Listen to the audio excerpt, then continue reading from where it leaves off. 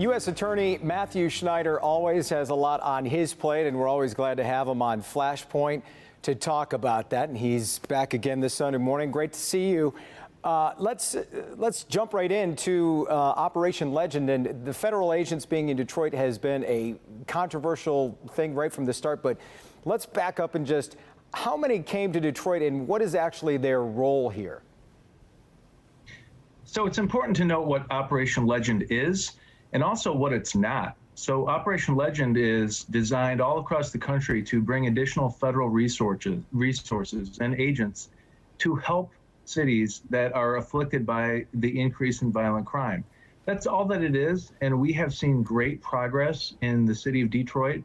Right from the start, we were able to take body armor and cocaine and heroin and assault rifles and high-capacity magazines out of the hands of drug dealers, armed drug dealers. We're able to get them off the streets and get those folks who are trigger pullers, who are murderers. Literally, we have homicide cases that we've picked up, and we're working with their partners in the Detroit Police Department, and we're able to work on those cases. Now, you know what it's not, of course, it's not any interfering in anybody's right to protest. This is our way of trying to help the community. It's trying to help keep our streets safer. It's trying to help our neighborhoods and making sure that the people who are out there on the streets, who are literally murdering people each and every day, we're trying to, across the country, get those people into a place where the victims can achieve justice. I know Detroit police originally, when this was raised by President Donald Trump, kind of scoffed at the idea we don't need any help. But then I believe the police chief came around on it because of how you're framing this. If given the success it sounds like you're having with them, would these agents possibly become permanent? And could they ever assist Detroit police if they had trouble on the streets with crime? Well, they're assisting the Detroit police right now. That's exactly what's going on. The DEA, ATF, and FBI, they're working with Detroit police. And I certainly hope that they are permanent. And I know that some of them will be permanent, because we need this help in Detroit. And look, at the beginning, I think people said, well, what is this all about? This is just the president coming and interfering. This is no different from what Barack Obama did. What President Obama and Attorney General Eric Holder, when they were in office, they made sure that people in Detroit and the FBI, DEA, and ATF worked with the Detroit Police Department. We are doing the same thing. We are doing more of it because there is more of a need, and we're doing it more precisely, and we're taking more money into Detroit. We're sending more money there for law enforcement. We're in fact paying the salaries of 15 Detroit police officers. We're giving grants to make sure that we can have shot spotter technology to find out where these gunshots are coming from. So we're just enhancing what has been done in the past. Yeah, and let me jump into some of the specific cases that this might be helping, starting with something that broke this week, a man who is now facing charges for a COVID scam, and I believe it was more than $3 million. Can you break down the scam, and correct me if I'm wrong, this is not the only one that you're seeing. It feels like we've seen several of these. We have, in fact. Unfortunately, what we have in a situation where we have a pandemic, and so Congress has decided they need to allocate money. And in fact, they've allocated billions of dollars into Michigan to help small businesses, to help the unemployed. And they've allocated the money to come here so that people can get some relief.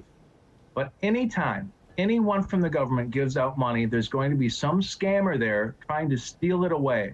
And that's what's happened. We've had a number of cases where people are stealing the unemployment benefits, where they're scamming the system, they're taking away the paycheck protection loans. And this pot of money that we've received from Congress, it's only so large. So when that money runs out for the small businesses, that money is gone. So if you have somebody, and we've seen this numerous times, you have somebody stealing that money away and diverting it, that means that some business, some bakery, some small shop in your town is not getting the money. And that's really sad. And really too bad. Yeah, and I know law enforcement officials like yourself will say, you know, they want to remain professional. But when you think about that and all the businesses we've seen already go under that couldn't get this money or even went under after getting this money. Do you take it personally when this is the nature of the scam? Well, I don't take anything personally in my job because I'm not allowed to do that and I don't need to. However, I know that I need to look out not just for any particular residents. I need to look out for all sorts of residents in the state of Michigan. Business owners, the unemployed, people who are struggling to get food on the table.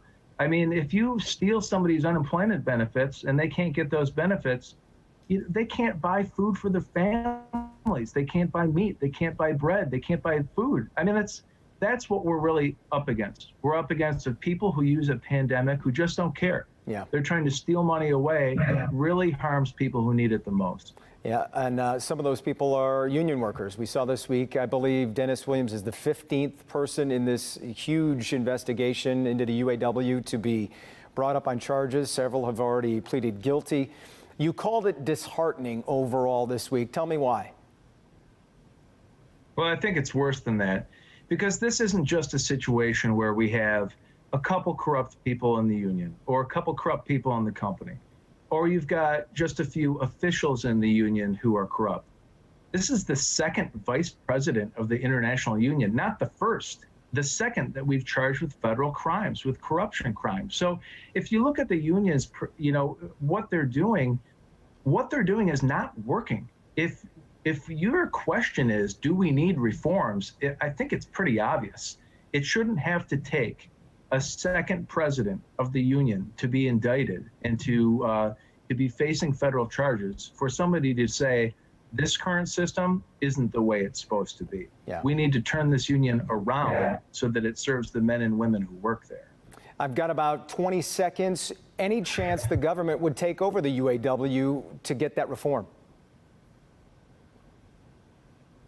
Look, I don't want to run the union. That's not my goal. What I want is the union to run itself.